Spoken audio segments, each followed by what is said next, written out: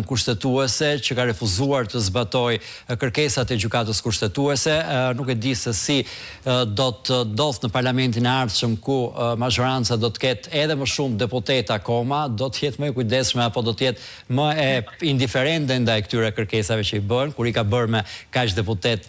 sa ka sot, po do doja përpara se ta mbyllim se nuk kemi shumë kohë, disa çështje zëra Zhupa që ishin specifike të ngritura nga ju, siç ishin çështjet e turizmit, mjedisit, të këtyre ligjeve me porosi që prekin zonat e mbrojtura. Në Shqipëri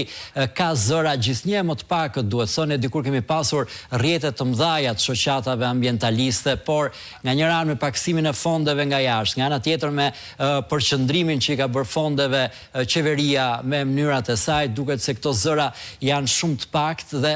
shpresa e tyre është gjithmonë që nga Europa mund të ketë diçka, sepse janë shkelur konventa europiane fundit. Dhe këtu as opinioni publik nuk është shumë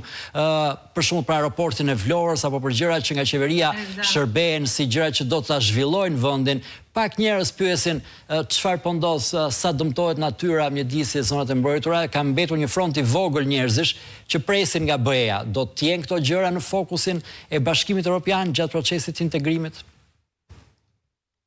Patjetër, unë edhe në këto çështje ngrita zërin edhe informova edhe eurodeputetët. Është e rëndësishme të kuptohet që në progres raportet e Bashkimit Evropian janë ngritur të dyja shqetësimet që ju thoni. Pikë së pari, shqetësimet që lidhen me zonat e mbrojtura, edhe specifikisht edhe me aeroportin e Vlorës, jo vetëm si një problem themelor mjedisor, edhe lidhet me standardet që ka Bashkimi Evropian, por edhe si një problem i sigurisë nesër të udhëtarëve për atë që parashikon atje lëvizja e shpendëve, të cilat mund të jenë dëmtime edhe për motorët e avionëve që do të lëvizin nga ndej. Ajo që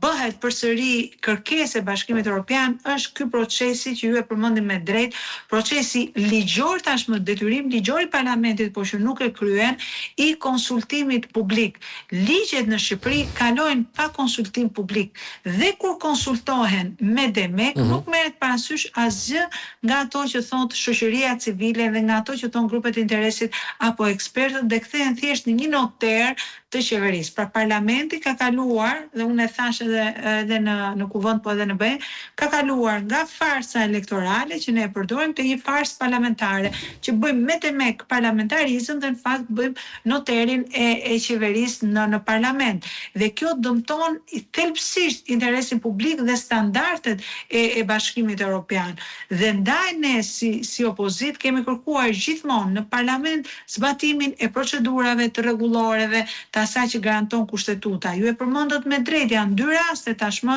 ku parlamenti ndalon që të çohen në gjykatë kushtetuese deputetët e tij për heqje mandati, Olta Xhaçka dhe Vullnet Sina, dhe nuk janë pak, janë dy deputet që do të iknin nga parlamenti në rast se do të zbatohej kushtetuta dhe vendimet e gjykatës kushtetuese. Neve ditën e hënë do të shkojmë në gjykatën kushtetuese në orën 11, kemi seancën e parë për ligjin e zonave të mbrojtura. Gjykata kushtetuese do ta marrë në shqyrtim, ne aty kemi palë dhe partner në gjyq edhe shoqërinë civile dhe ato pak organizata që realisht vazhdojnë mbijetojnë me forcat e tyre dhe me fondet e Bashkimit Evropian, sepse e thatë me drejt që në Shqipëri bëhet një selektim e shoqërisë civile, ku shoqëria civile është kthyer në një zgjatim të partisë në pushtet, në një zgjatim të interesave klienteliste për të marrë para nga projektet të cilat shkojnë në dorën e shtetit apo nga partnerë të shtetit, siç janë koncesionar të ndryshëm, apo siç mund të jetë ADF-ja që shpërndan projekte por që bën atë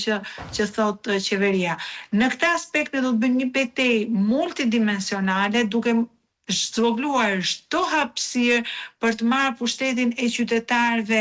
nga mazhoranca dhe për të marrë të drejtat që i takojnë nga kushtetuta, qoftë opozitës, qoftë qytetarëve, qoftë shoqërisë civile, duke bërë këtë luftën tonë në shumë fronte, me qytetarët, në rrugë, me denoncime, në gjykatën kushtetuese, në Parlamentin Evropian, për të arritur ato standarde që ka nevojë Shqipëria edhe në procesin e integrimit evropian.